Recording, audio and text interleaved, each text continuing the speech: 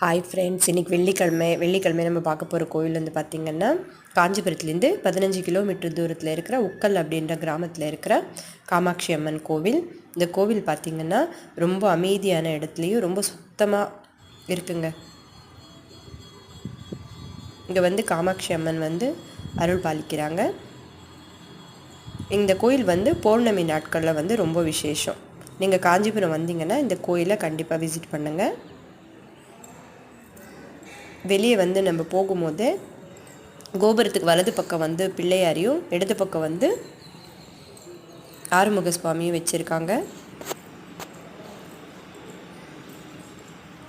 இங்கே வந்து ஜெகத்குரு ஆதிசங்கராச்சாரியாருக்கு வந்து தியான மண்டபம் இருக்குது. அங்கே அவருக்கு வந்து விக்கிரகம் வச்சுருக்காங்க. அந்த இடம் வந்து ரொம்ப அமைதியாக இருக்குங்க. கண்டிப்பாக நீங்கள் போய் பார்த்துட்டு வாங்க. Thank you friends.